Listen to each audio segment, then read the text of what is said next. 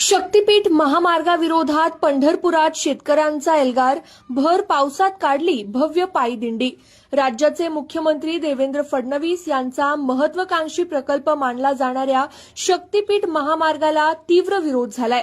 या प्रस्तावित महामार्गामुळे बाधित होणाऱ्या शेतकऱ्यांनी आज पंढरपूर येथे एक भव्य मेळावा आयोजित करून सरकार विरोधात तीव्र नाराजी व्यक्त केली। या मेळाव्यानंतर पावसाची तमा न बाळगता शेतकऱ्यांनी इसबावी ते नामदेव पायरीपर्यंत पावसात भिजत पायी दिंडी काढली।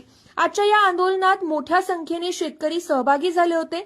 शक्तीपीठ महामार्ग रद्द झालाच पाहिजे अशा घोषणा यावेळी देण्यात आल्या। आपल्या जमिनी वाचवण्यासाठी आणि या प्रकल्पाला विरोध दर्शवण्यासाठी शेतकरी आक्रमक पवित्र्यात असल्याचं दिसून आले।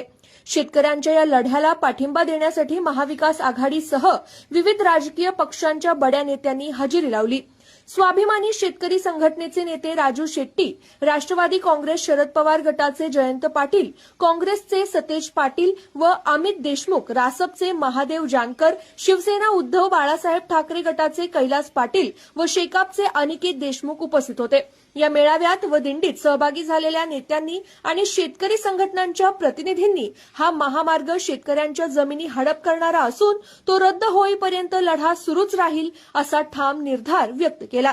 पावसाची संततधार सुरू असतानाही हजारो शेतकऱ्यांनी नामदेव पायरीपर्यंत पायी दिंडी काढून सरकारला आपली ताकद दाखवून दिली। आता या महामार्गाबाबत सरकार काय भूमिका घेतं याकडे सर्वांचं लक्ष लागलंय।